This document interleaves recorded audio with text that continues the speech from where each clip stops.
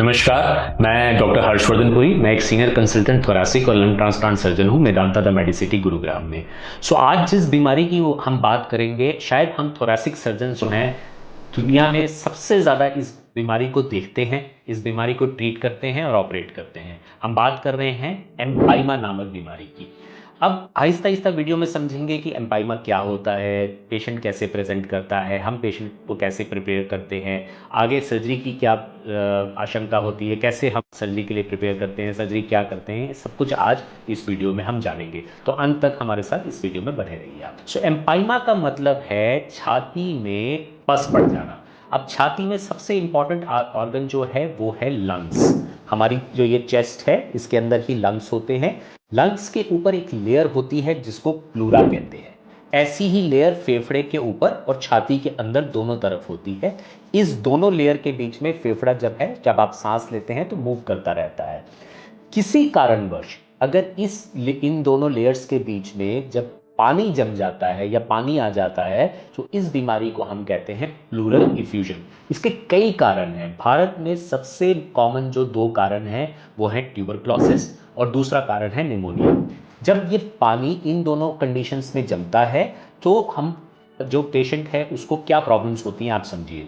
उसको ब्रेथलेसनेस होती है, सांस लेने में तकलीफ होती है, छाती में दर्द होता है, कभी कभी उसको बुखार होता है, खांसी आती है, कभी कभी बलगम में खून आता है, वजन कम होता है। ये सब प्रॉब्लम के साथ पेशेंट अपने क्लिनिशियन के पास जाता है। क्लिनिशियन क्या करते हैं, उसका एक सिंपल सा एक्सरे करते हैं या अल्ट्रासाउंड करते हैं या सीटी चेस्ट करते हैं और उनको पता चलता है ये पानी किस प्रकार का है। अगर ये बिल्कुल सिंपल सा पानी है तो इसको सुई से निकाल के वो टेस्टिंग के लिए भेजते हैं और जो भी प्रॉब्लम पॉजिटिव आती है कि निमोनिया आ जाए या ट्यूबरक्लोसिस आ जाए या कुछ और आ जाए तो उसकी दवाई देके वो इसको ट्रीट करने की कोशिश करते हैं। अब 50% जो प्लूरल डिफ्यूजन के पेशेंट हैं प्रॉपर डायग्नोसिस से, प्रॉपर दवाई देने से ही ठीक हो जाते हैं। तो बाकी 50% का क्या होता है? बाकी 50% पेशेंट्स के अंदर ये जो पानी है ये लेयर बाय लेयर चेंज होता रहता है और एक वर्ड आपने बहुत कॉमनली सुना होगा, ये मल्टी लॉक्यूलेटेड हो जाता है। अब मल्टी लॉक्यूलेटेड का क्या मतलब है? मल्टी लॉक्यूलेटेड का मतलब है जैसे कि मधुमक्खी का छत्ता बन जाता है वैसे ये पूरा पानी बन जाता है। छोटे छोटे जेली लाइक मटेरियल पूरे जगह छाती में बन जाते हैं। अब किसी भी सुई से निकालना इसको पॉसिबल नहीं रहता, ट्यूब डाल के निकालना पॉसिबल नहीं रहता। तो इस कंडीशन में जो क्लिनिशियन है वो कई बार दवाई को कंटिन्यू करते हैं। आहिस्ता आहिस्ता ये पानी जो है वो पूरी तरह से ऑर्गेनाइज हो जाता है। अब ऑर्गेनाइज होने का आप समझिए क्या मतलब है। ऑर्गेनाइज होने का मतलब है कि वो हार्ड हो जाता है और जो ये फेफड़े के ऊपर की मैंने आपको लेयर्स बताई थी जिसको प्लूरा कहते हैं, छाती के अंदर की लेयर भी प्लूरा है, ये सूजना स्टार्ट हो जाती है, फेफड़ा पिचकना स्टार्ट हो जाता है, छाती छोटी होनी स्टार्ट हो जाती है। अब इस कंडीशन को एम्पाइमा कहते हैं। हमने देखा एम्पाइमा क्या है बेसिकली। इसकी एम्पाइमा की 3 स्टेजेस। पहली स्टेज जहां प्लूरल डिफ्यूजन एक सिंपल सा डिफ्यूजन है, पानी है, वो है स्टेज 1। स्टेज 2 जो मल्टी लॉक्यूलेटेड है, जहां मधुमक्खी के छत्ते की तरह ये पूरा बन गया है, वो है स्टेज 2। और स्टेज 3 जो है वो ये है कि ये पूरी तरह से ऑर्गेनाइज हो गया है, लेयर्स पूरी तरह से मोटी हो गई हैं, फेफड़ा पिचक गया है, छाती छोटी हो रही है। इन हर स्टेज का जो ट्रीटमेंट है वो डिफरेंट है। पहली स्टेज में क्या करना है, एक अच्छी चेस्ट ट्यूब डाल के इस पूरे पानी को निकालना है, पेशेंट को अच्छी दवाई देनी है, तो पेशेंट उसी से ठीक हो जाएगा। तो ये बहुत ही सिंपल चीज़ है। किसी भी बहुत अच्छे सेंटर में, जैसे अगर आप मेदांता में आएंगे, आपको ट्यूब डलेगी, पानी की टेस्टिंग होगी, पानी की टेस्टिंग में जो निकलेगा वो दवाई स्टार्ट की जाएगी और कुछ दिन के अंदर आप बिल्कुल नॉर्मलाइज हो जाएंगे। स्टेज 2 में अगर कोई पेशेंट हमारे पास आता है तो क्या होता है, तो हम ये देखते हैं कि किस तरह का मल्टीलॉकुलेशन है, फेफड़े की हालत कैसी है। तो एक एडवांस सीटी कराया जाता है इस पेशेंट का।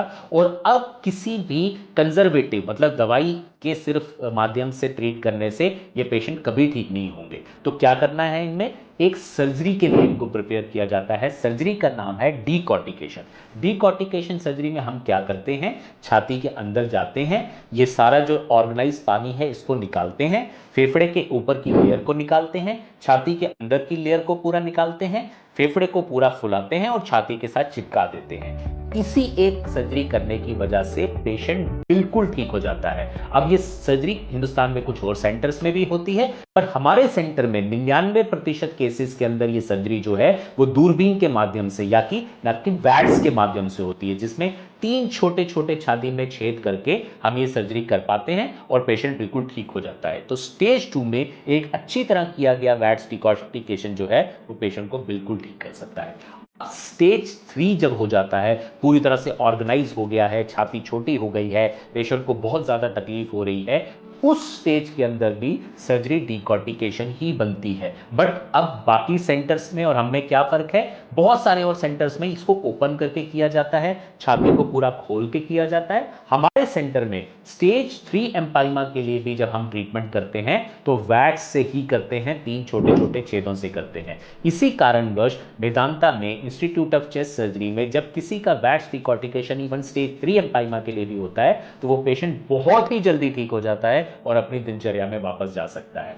तो ये पेशेंट होते हैं, इनको प्रिपेयर किया जाता है प्रॉपर्ली, इनका न्यूट्रिशनल वैल्यू बढ़ाई जाती है, खाना पीना अच्छा खिलाया जाता है, वार्ड में रखा जाता है, सर्जरी से 1-2 दिन पहले एडमिट किया जाता है, एक्सटेंसिव फिजियोथेरेपी कराई जाती है, बहुत अच्छी दूरबीन की सर्जरी की जाती है इन पेशेंट्स की, और उसके बाद हफ्ता भर इनको वार्ड में रखा जाता है, जिस दौरान इनकी बहुत अच्छी फिजियोथेरेपी, बहुत अच्छा न्यूट्रिशन, बहुत अच्छा डाइट, अच्छी दवाई दी जाती है, जिस कारणवश ये बहुत जल्दी ठीक हो जाते हैं और फिर इनका डिस्चार्ज प्रिपेयर कर दिया जाता है। सो आज हमने जाना कि एम्पाइमा क्या है, इफ्यूजन से एम्पाइमा की स्टेज तक कैसे पहुंचता है इंसान, उसमें क्या क्या डिफरेंट पद्धति और मैनेजमेंट रहते हैं, और मेदांता जैसे इंस्टीट्यूट में इसकी दूरबीन की सर्जरी करने के कारण ये कितनी अच्छी तरह यहाँ पे ट्रीट हो सकता है। बहुत से लोग मुझसे पूछते हैं कि जब ये सर्जरीज मेदांता में होती होंगी तो ये तो बहुत कॉस्टली होंगी, बट ऐसा कुछ भी नहीं है। बहुत जतन करके हमने यहाँ पे इन सर्जरीज के रेट्स जो हैं वो नॉर्मलाइज कर दिए हैं, मिनिमाइज कर दिए हैं, ताकि आम जनता भी इस अच्छी पद्धति का फायदा उठा सके। नमस्कार।